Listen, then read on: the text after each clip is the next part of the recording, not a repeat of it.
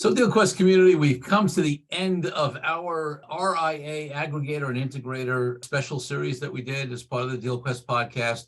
And, we had 9 of the top aggregators and integrators, firms that are doing a lot of the deals in the RIA space. There's certainly some others out there that we didn't have in the series, and that's nothing to say about them. It's just whether, coordination in terms of getting them on, or we didn't hear back from them, things like that. But I think we got a very good representative sample of at least half of the major players out there that are in this space. And in this final episode, I just want to do a little bit of a recap and talk about why this series is important to more, or interesting to listen to if you haven't listened to it yet, for more people than you'd expect. So the most obvious group that this would be valuable to are potential sellers of RIA firms in the industry, or whether they're looking to sell in full or take in, because, a couple of them we'll talk about it, also do minority investments. And so certainly somebody who's interested in selling, or just is really interested in understanding the landscape to potentially sell in the future, obvious, candidate to listen to this series and watch the video version if that's what they prefer. The others are actually in the RIA space as well, potential buyers, right? So people who, firms that are looking to create a buying program to do more acquisitions. Maybe they can't totally compete with the bigger players that are PE funded in the way they play the game, but it actually shows the different models out there. And, you can adapt that. It's one of the things we do for clients, is help them become buyers and find ways to get, deals and appeal to potential sellers and to differentiate themselves from others out there, including the big PE-backed aggregators. And then finally is the third group, is maybe a less obvious group, but it's really people not in the RIA space who are just interested in deals, especially on the M&A side. And why is that interesting? Because the RIA space is such an interesting space. It's a maturing space. It hasn't been around long. PE money is new to this space. Deal volume has, gone up significantly in recent years. And there are so many models out there that are evolving. And I think that one of the great things about studying different industries is you get ideas for your industry, right? And, there's a certain amount of these things, whether it's in terms of the deal structure, the philosophy, the approach, that I think would inform any potential deal maker on the buy side or the sell side, really in any industry.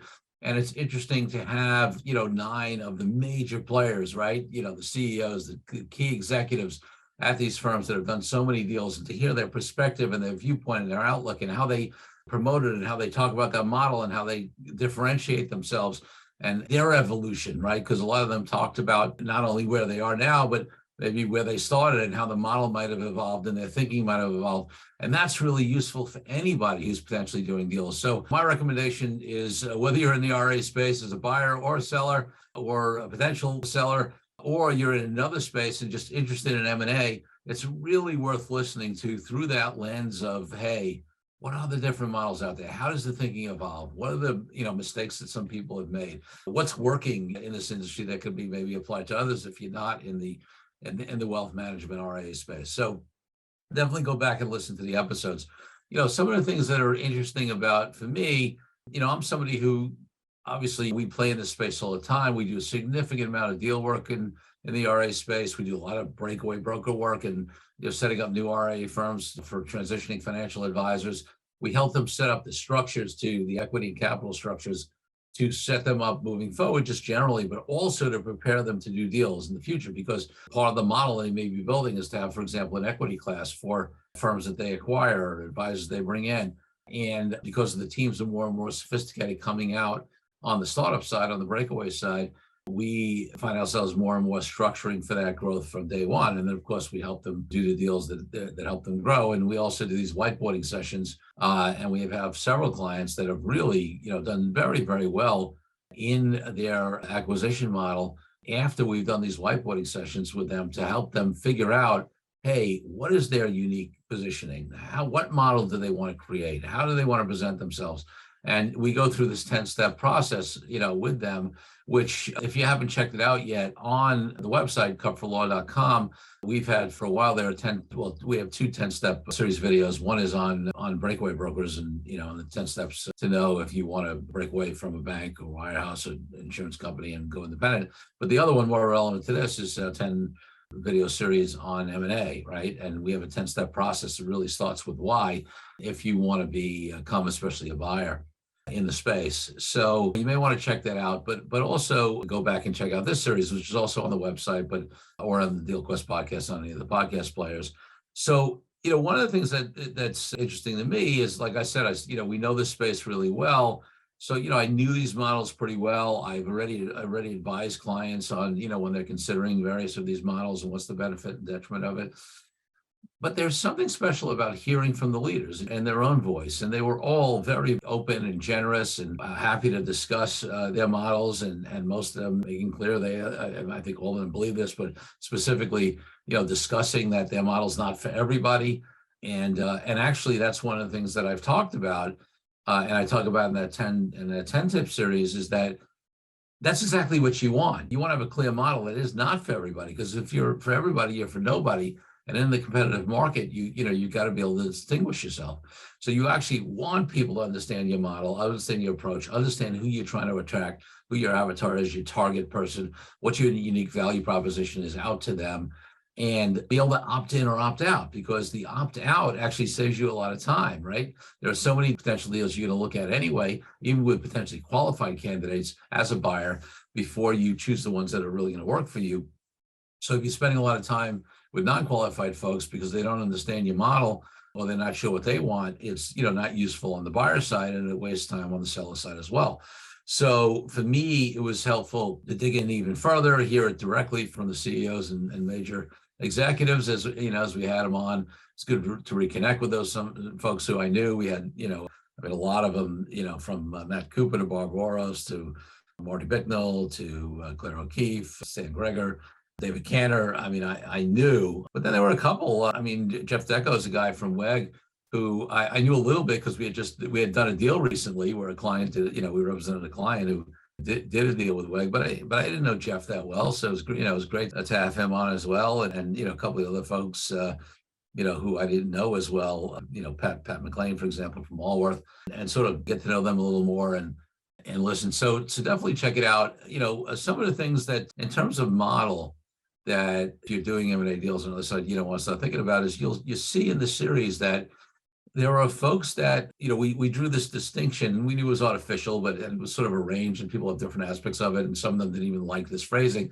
But we did sort of draw the spectrum of aggregator versus integrator, or how much was able to stay separate, how much was integrated.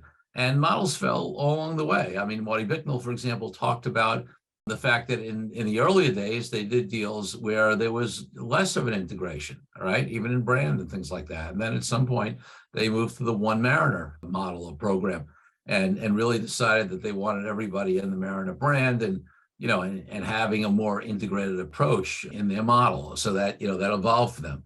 There are other firms like Summit Financial, we spoke to Stan Greger, Sanctuary Wealth, where they, had less of an integrated model, right? More sort of, you can come and go with your clients maybe in some of those models. Some way you can just have, a contractor or employment model, although a firm like Summit also has a program where they actually take an equity piece and do buy as well. And now they've started to do even some full acquisitions. There are some models out there that we haven't talked about that are even less integrated, right? Focus Financial's one where, the firms stay as the separate entities with their own ADVs, although they are owned by Focus, and then you have a management agreement. And that's a company that's, been in the news, and obviously, was public, and now is being taken private, we hear. So, there are the different models out there. It's interesting to me, for example, how Claire O'Keefe described Cerity Partners, kept talking about a partnership model. They didn't even look at it like it's a deal or an acquisition or an aggregator or an integrator. They have a 100-year plan of a true professional partnership. That's a specific philosophy. That's different. There's a reason why, if you listen to Claire's episode, she was very clear on the languaging that she uses, because that's part of how Cerity Partners presents itself. And I don't mean just as a marketing thing. That's their fundamental DNA, their philosophy, right?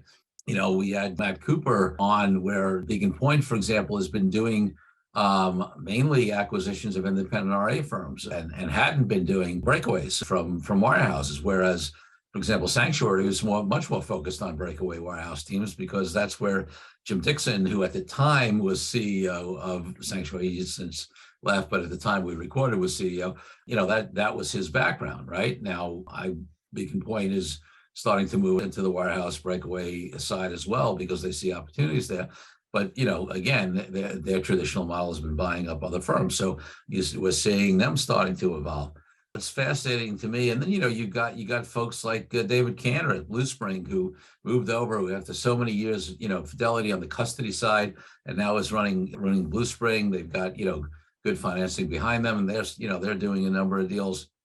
So, it's interesting. Bob Oros, Hightower. That's another great one. I mean, Hightower's models evolved over time. I remember when they had the partner and the affiliate model. And those were models where it was either, an employment model, where people can come and go. There was an equity model, under one of those. And then over time, especially when this is before Bob was involved, especially when they raised the private equity, they started buying up internally, like buying up a lot of their affiliated firms. And we did some deals of those firms representing them who was selling out, to Hightower. And now Hightower has moved to this model where they want to, own these assets. And it's, it's an interesting decision, right? I mean, there's an argument, and we talked about this on various of the episodes, that there's more enterprise value, right? What if you're more integrated and you really own everything? Obviously, in theory, if assets, if advisors who control client relationships, assets under management, therefore revenue, therefore leading to EBITDA, can come and go, then that maybe is less valuable. But other firms have used that flexibility to be more attractive to advisors who maybe don't want to get locked in, right? And don't want to fully sell their book, whether it's, a model where they can come and go, or a model where there's only a minority purchase of equity. And even maybe in some of those models, there's an ability to get out of that deal and buy back your equity if necessary. So it's just a great microcosm of various ways to do deals, right?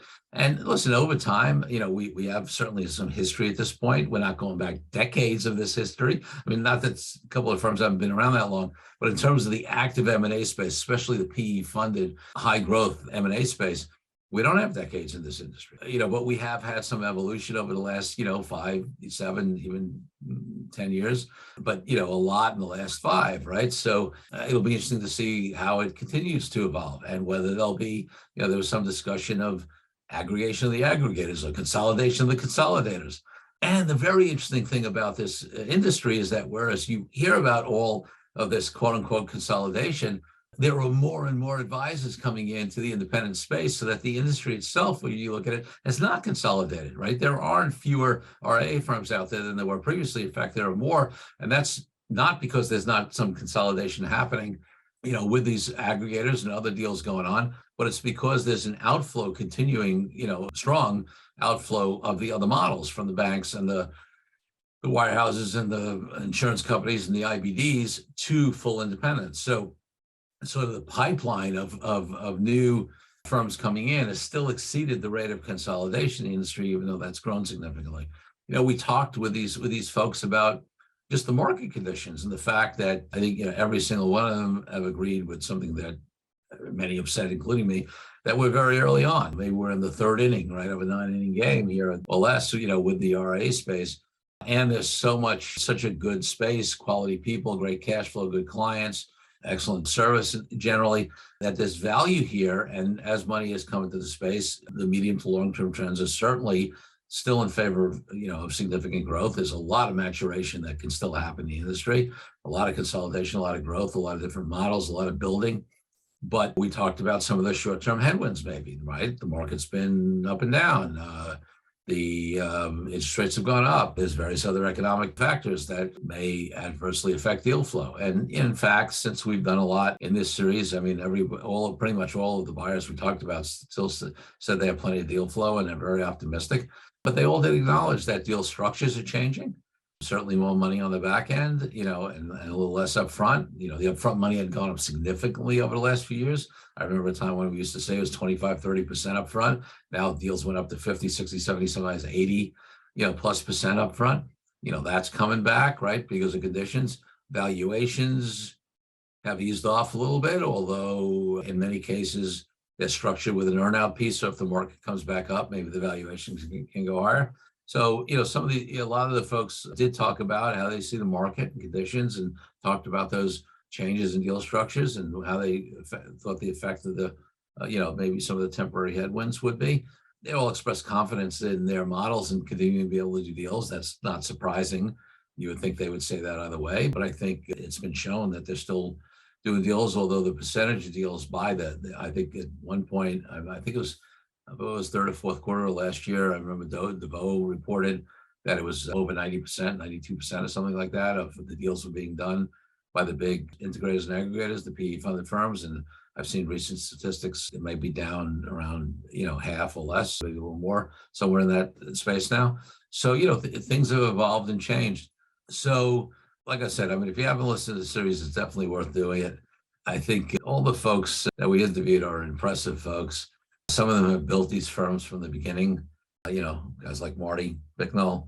Some of them have come in later, like a David Cantor and Blue Spring. Pat McLean's another guy who's, was one of the original founders of Allworth, along with a partner. So we had a variety in terms of where people were, whether they were founders, whether they came in more recently and evolved the model. I mentioned Bob Orris at Hightower. Bob was another guy like David Cantor on the custody side for many years, came over to Hightower. So, a variety of backgrounds, a variety of philosophies, a variety of experience, but all really, really, really impressive folks who are doing very interesting things at quality firms. And they are all good options. They're not all good options for every single advisor or every single seller, right?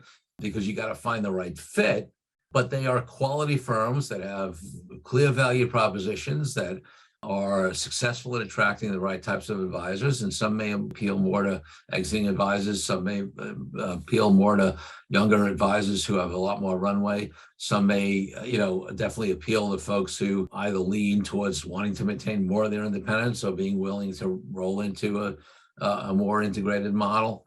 And it's just a variety of options out there. And listen, I've been doing stuff in this industry for almost 25 years. And when you see the evolution and how many more options there are and how, few deals that used to get done and how little financing was available. There wasn't even lending financing, forget private equity financing of any type. And now there's such a comparative abundance, although there's so much more room, for more and more players keep coming in and the industry is getting more and more sophisticated. So it's an exciting industry, to watch again, even if you're not in it. And just to sort of get to know these folks, even if you're sort of a little bit of a deal junkie or want to understand business growth and M&A, it's fun just to actually listen and understand these models so that you can even track them, right? Over the next, what are they going to do over the next few years, 5 years, 10 years, 15 years, 20? Are they growing as their philosophy and approach and model work out? How are they dealing with the competitive landscape? What's going to happen with them themselves? Are they ever going to aggregate or consolidate with anybody else? So this was a fun series for me to do. I really appreciate every single one of the 9 high-level executive CEOs and others who came on. They really provided value. Listen, obviously they have an opportunity to get more exposure and promote themselves, but they have plenty of deal flow, as it is. It's not like they need to be on my podcast to get it, although since the podcast has grown and done really well, they did get some good exposure from it. But more so, I think for me, it's a great service to the industry to provide more and more clarity as to their particular option, what's out there, and what may be best for advisors. So definitely check it out. And obviously, listen, if we can help you drill into it. We do this all the time anyway, which is why I wanted to do the series, is we help clients figure out maybe what's the best fit for them, whether they're thinking about it generally or, in coordination with our investment banker clients. We work with a lot of investment bankers in this space. And then also, like I said, we work with firms to help them become acquirers as well and learn from these models and find out how they can distinguish themselves and compete, despite the fact that maybe they don't have the kind of funding, private equity capital and other things that the big boys and girls do. And that's fun for us as well, because we've been successful in helping people do that. So folks, I'm gonna close up this solocast, its final episode, the solocast in this aggregator, RIA aggregator and integrator special series we did on the DealQuest podcast. You can listen to it again on all the podcast players, or on, all the other episodes are on the website as well, kupferlaw.com website. So appreciate you listening. Definitely check it out. And again, appreciate all of the great founders from the RIA firms.